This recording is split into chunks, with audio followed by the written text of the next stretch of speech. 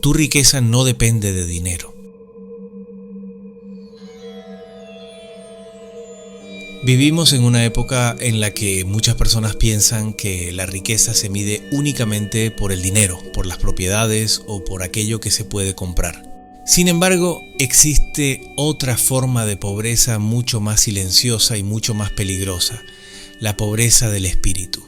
Esta pobreza no aparece en las estadísticas, no se mide en las cuentas bancarias y no se observa a simple vista.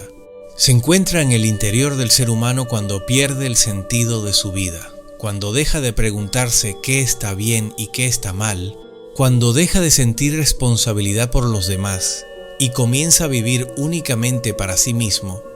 Una persona puede poseer muchas cosas materiales y al mismo tiempo sentirse vacía.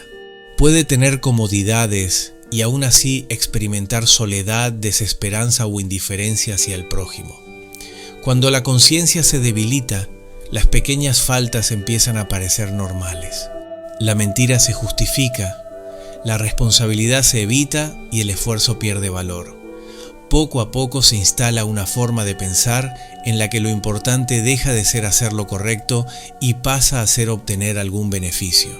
Muchas sociedades modernas han logrado grandes avances tecnológicos, económicos y científicos, pero al mismo tiempo han comenzado a perder ciertos principios que durante generaciones ayudaron a mantener la convivencia.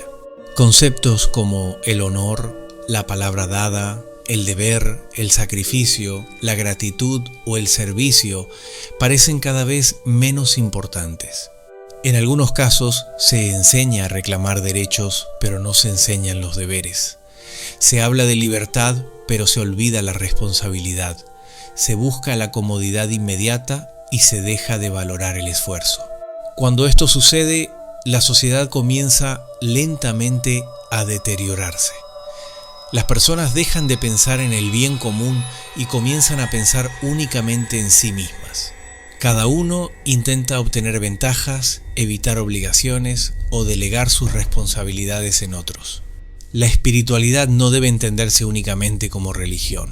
La espiritualidad también es conciencia.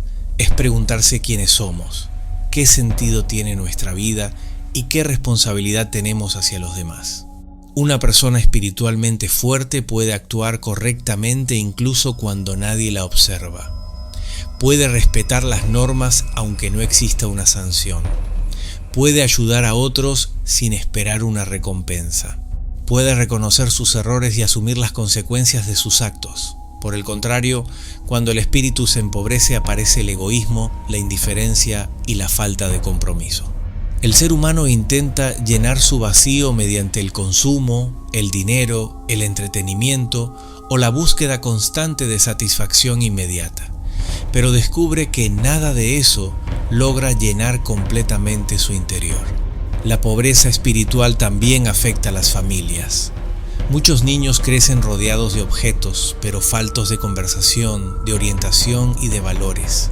Reciben regalos, pero no siempre reciben ejemplos.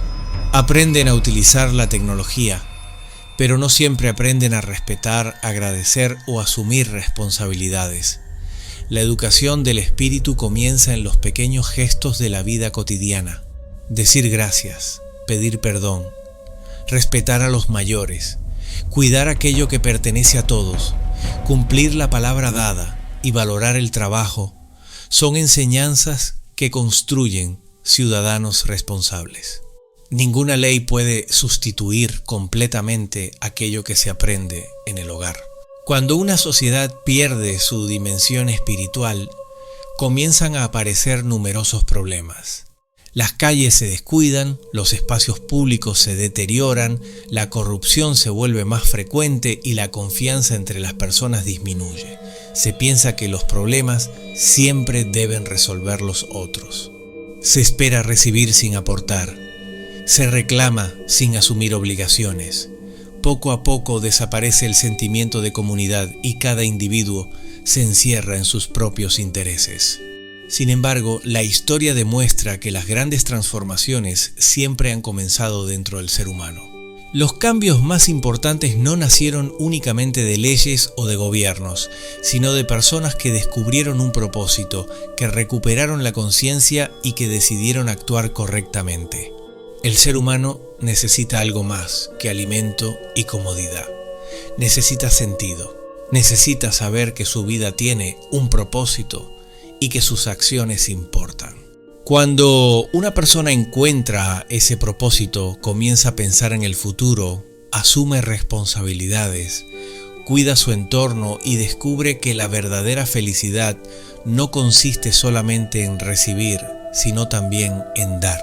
Tal vez la mayor crisis de nuestro tiempo no sea económica ni tecnológica, tal vez sea una crisis de significado, una crisis de conciencia y una crisis de valores. Ninguna sociedad puede sostenerse únicamente sobre el consumo. Ninguna comunidad puede prosperar si desaparece el sentido del deber. Ninguna nación puede avanzar si sus ciudadanos dejan de pensar en el bien común. Por eso, recuperar la espiritualidad no significa volver al pasado ni imponer creencias. Significa volver a enseñar que la honestidad tiene valor, que el esfuerzo merece reconocimiento, que la responsabilidad beneficia a todos y que la libertad siempre debe ir acompañada de obligaciones. La verdadera riqueza de una sociedad quizá no se encuentre en sus cifras económicas, sino en la calidad humana de sus ciudadanos, en su capacidad de ayudarse, en su honestidad, en su solidaridad y en su sentido de responsabilidad. Tal vez el primer paso para reconstruir una sociedad no consista únicamente en cambiar las leyes o las instituciones. Tal vez debamos comenzar por algo mucho más profundo, reconstruir el espíritu humano. Porque cuando el ser humano recupera su conciencia, recupera también su dignidad. Y cuando millones de personas recuperan su dignidad, puede comenzar el verdadero cambio de toda una sociedad.